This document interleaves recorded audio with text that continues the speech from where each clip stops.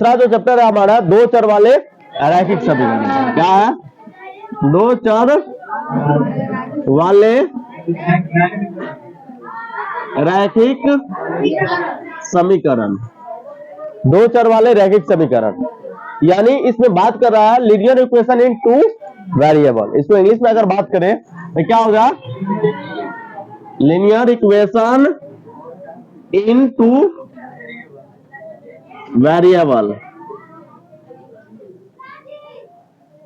Linear equation in two variable. सबसे पहले इसमें एक एक शब्द के बारे में हम लोग जानेंगे। इसमें है दो, दो माने क्या होगा? दो होगा कि कोई दो चीज होगा, है ना? जैसे दो आदमी हो सकता है, दो संख्या हो सकता है, कोई भी चीज दो हो सकता है। चर के बारे में हम लोग जानेंगे।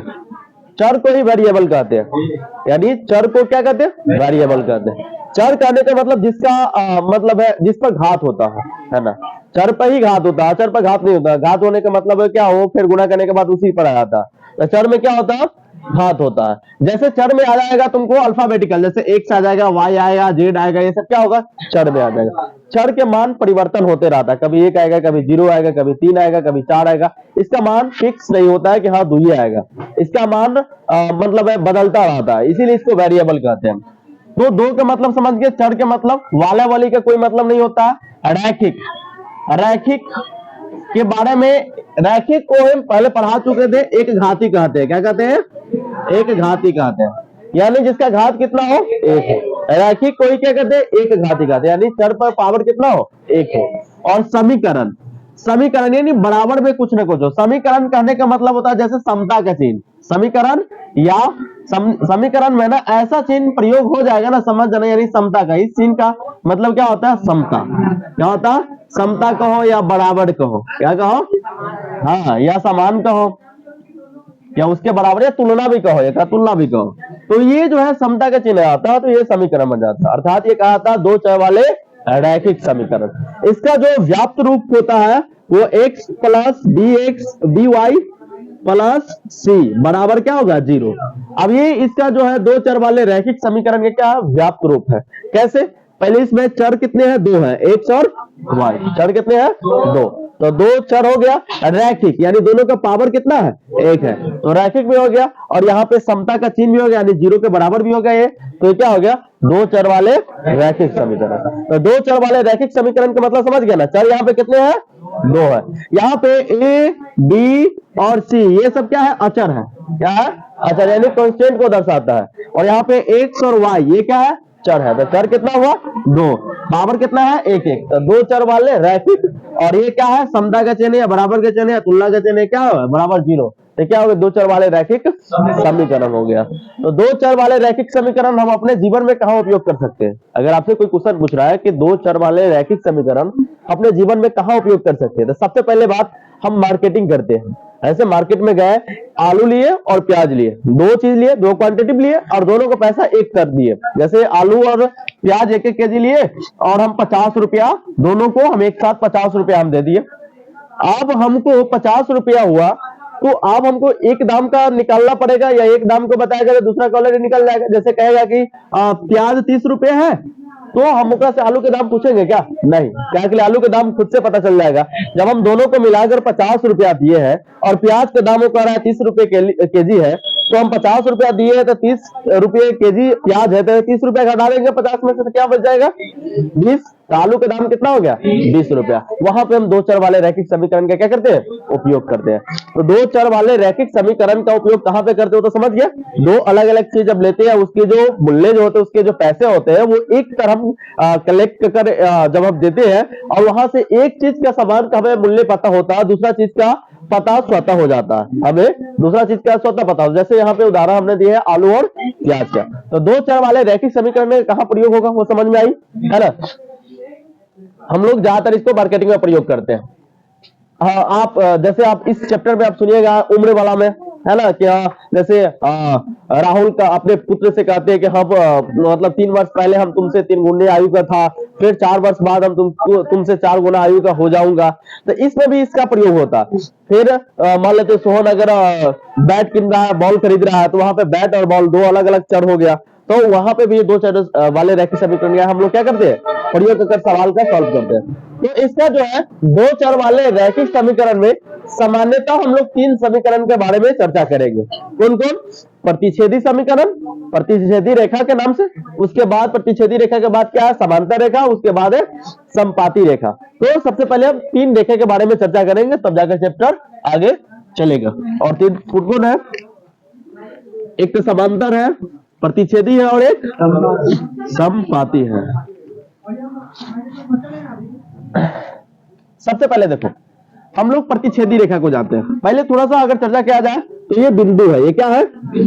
इसमें ना तो लंबाई होती है, ना तो चौड़ाई होती है, नहीं तो मोटाई है, बस इसका निश्चित मान होता है। बस इसका क्या होता है? निश्चित मान होता है। ये तुम्हारा क्या है? रेखा है।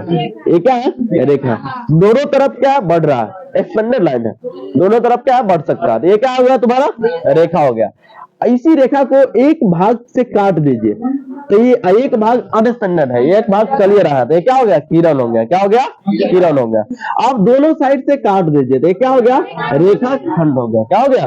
रेखा खंड। ये इसमें इस लाइन सेगमेंट जिसको कहते हैं, इसको इसलिए पढ़ाना पड़ता है क्योंकि इसमें ये जरूरत है। रेखा के बारे में हम चर्चा किए, रेखा आप जानने रहिएगा तब तो समझ में आएगा ये किसको रेखा कहते हैं। तो इसमें दो चर वाले, कितने चर है? दो चर वाले। तो सिंपल सी बात है, दो सॉल्यूशन तो होगा ही, एक्स का मान और वाई का मान। जैसे चर रहेगा उसका सॉल्यूशन उतना ही होगा। तो दो चर है तो एक्स का मान है, वाई का मान है, निकलेगा तो दो सॉल्यूशन होगा। तो सबसे पहले बात है प्रतिच्छेदी रेखा के बारे में बात करते हैं।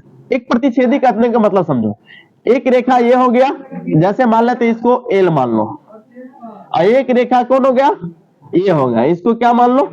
एम मान लो। अब दोनों देखो एक दूसरे को प्रतिच्छेद कर रहा है, दोनों एक दूसरे क्या कर रहा है? प्रतिच्छेद कर रहा है, यानी काट रहा है। दोनों एक दूसरे का क्या कर रहा है? काट रहा है, प्रतिच्छेद कर रहा है। तो एक दूसरे को जब काट रहा है, देखो यहाँ पे एक दूसरे का काट रहा है ना, यहाँ पे एक दूसरे का प्रतिच्छेद कर रहा है। अब गौर से देखिएगा, ये मार्कर है, खैर एक दूसरे का छेद नहीं कर सकता, लेकिन अगर हम इसको सिंबॉलिक रूप से दर्शाना चाहे तो देखो एक दूसरे से सिंबॉलिक रूप से क्या है? काट रहा है। तो यहाँ पे क्या है? प्रतिच्छेदी रेखा एक बिंदु पर काट रहा है। प्रतिच्छेदी रेखा कितने बिंदु पर काट रहा है? एक बिंदु पर। ये भी ध्यान रखेगा। इसका नाम क्या पड़ जाएगा? प्रतिच्छेदी रेखा। क्या पड़ जाएगा? प्रतिच्छेदी रेखा नाम पड़ जाएगा। क्या नाम पड़ जाएगा? प्रतिच्छेदी रेखा इसका नाम पड़ेगा।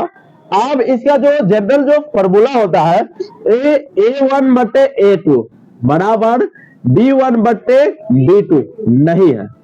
A1/A2 does not equal to B1/B2, यानी इसका जो जनरल फॉर्म होगा, जनरल फॉर्मूला जो होगा प्रतिच्छेदी रेखा का, A1/A2 does not equal to B1/, इसका कई सारे नाम है। प्रतिच्छेदी रेखा के कई सारे नाम है। सबसे पहले प्रतिच्छेदी रेखा क्या होगा? संगत होगा। संगत कहने का मतलब साथ, एक बिंदु पर साथ आ रहा है ना, जब साथ आ रहा है इसलिए संगत होगा।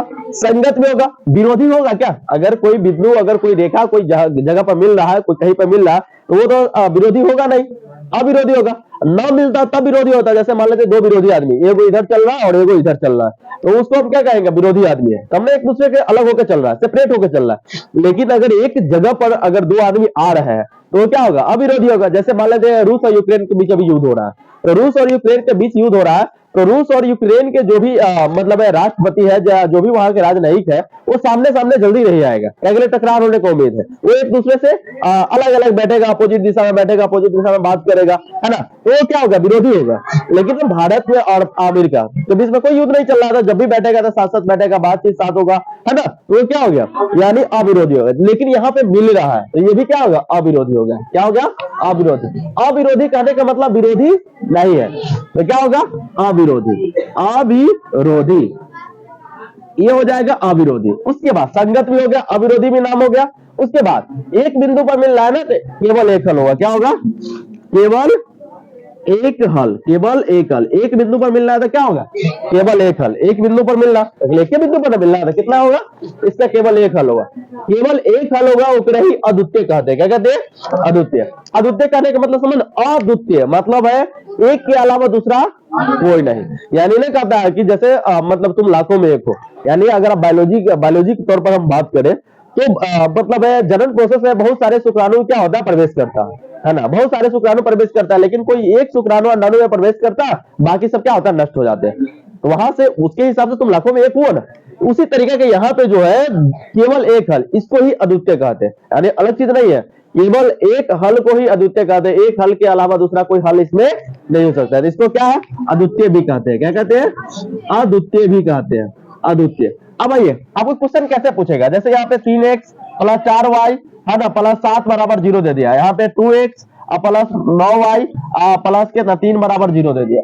आप कहेगा ये समीकरण बताओ कि रैखिक समीकरण प्रतिच्छेदी रेखा है या मतलब समपाती है या समांतर है। चेक करिएगा, ये a1 का मान हो गया, a2 का मान होगा, b1 का मान होगा, b2 का, c1 का, c2 का, है ना। तो 3 बट्टे कितना यानी 2 बराबर 4 बट्टे 9, ये दोनों बराबर है क्या, नहीं है ना, तो बराबर नहीं है तो ऐसे काट देंगे। और इसमें से जो भी नाम पूछेगा, प्रतिच्छेदी पूछेगा तो ये प्रतिच्छेदी भी हो जाएगा, फॉर्मूला अगर पूछेगा तो ये फॉर्मूला हो जाएगा, संगत अगर वाला पूछ रहा है मान तो संगत भी हो जाएगा, अविरोधी वाला पूछ रहा है तो अविरोधी भी हो जाएगा। केवल एक हल ऑप्शन में है तो केवल एक हल होगा, और एक हल केवल एक हल न होकर अद्वितीय दे लेगा, अद्वितीय वाला भी हो जाएगा। अब आई समझ में ना। फिर अगला आता है हमारा समांतर। तो समांतर करने का मतलब एक दूसरे के समान अंतर रखते हुए चलना। जैसे रेल के पटरी आप जानते होंगे समांतर है, यानी एक पैमाना होता है, जैसे रेल का पटरी जो होता है सब तक समांतर ही ना होता है, अगर टेढ़ हो रहा है तो वो टेढ़ होगा, उतना ही अंतर के, ऐसा तो नहीं ना कि चक्का आगे पीछे होता रहता, वो एक समान अंतर के हिसाब से चलता रहता। तो समांतर जैसे दो है, ये एक रेखा है ए एल है, उसके बाद ए कोई रेखा है वो क्या है एम है। अब ये दो रेखा के बीच समांतर है, समान अंतर है, क्या है समान अंतर।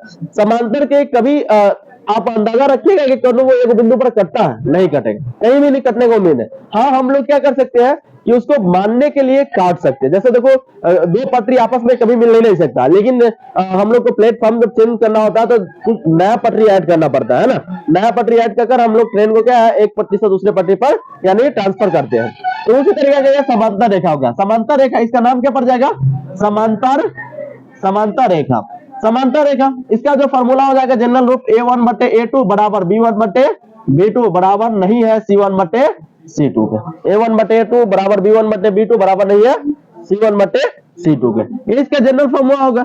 अब देखो एक दूसरे बिंदु पर मिल ही रहा है तो विरोधी होगा, क्या विरोधी होगा, विरोधी होगा भाई, संगत होगा, क्या संगत होगा, असंगत होगा। साथ कभी आ रहा है क्या, ये क्या होगा असंगत होगा, क्या होगा असंगत होगा। और क्या होगा असंगत के साथ क्या होगा विरोधी भी होगा, क्या होगा विरोधी भी होगा, विरोधी भी होगा। उसके बाद असंगत और विरोधी के बाद क्या होगा, अगर कोई हल हो सकता है क्या, कोई हल नहीं हो सकता, अगले एक को बिंदु पर मिल रहा है।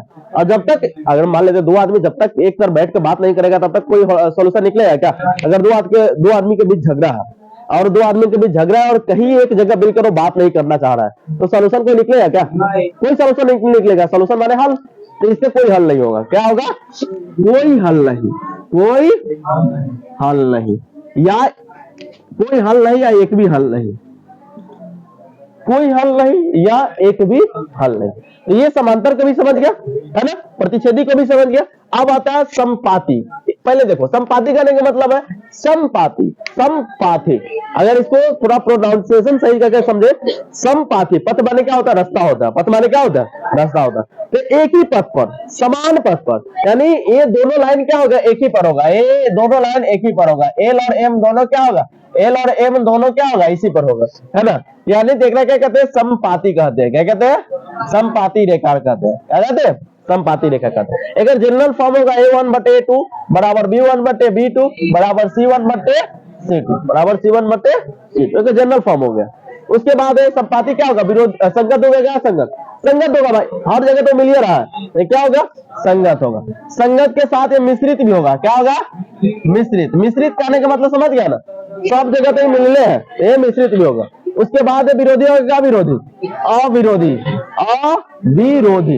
अविरोधी क्या होगा, हमेशा तो मिल ही रहा है भाई, विरोधी रहता तो मिलता नहीं, मिलता हमेशा तो मिल ही रहा है विरोधी। इसका कितना हल होगा, हर जगह मिल रहा है, हर पॉइंट पर मिल रहा है, कितना हल होगा अनेक हल होगा। इसका कितना होगा अनेक हल होगा, अनेक हल होगा। इसका कितना हल होगा अनेक हल होगा, इसका कितना हल होगा अनेक हल होगा। कितने हल, या तो ऐसे रहेगा या अपरिमित रूप से अनेक हल, अपरिमित रूप से अनेक हल, अपरिमित रूप से क्या होगा अनेक हल। तो ये बात आई समझ में ना, यानी तीसरा चैप्टर से ना बहुत ही अच्छा कथा पूछता है। इससे तो खैर वो पचरबड़ी पूछेगा ग्राफ वाला, आउट ऑफ द ग्राफ एक question out of the graph रहेगा। उसके बाद नंबरी 2 या 3 रहेगा, उसके बाद ऑब्जेक्टिव 10 प्लस रहेगा। यानी ये जो है ऐसे स्टूडेंट के लिए जो मिशन टॉपर के लिए रखता है, उसके लिए ये चैप्टर क्या है 4 चांद लगाता है। है ना। ये चैप्टर मस्त है, जितना तारीफ करे उतना कम है ना। ये एक बेटर चैप्टर है। ये बात आई समझ में, प्रतिच्छेदी रेखा, उसके बाद है समांतर रेखा और उसके बाद है समपाती रेखा। यहां तक आई समझ में, है ना, समझ में आई, ठीक है। मतलब देख लो एक बार।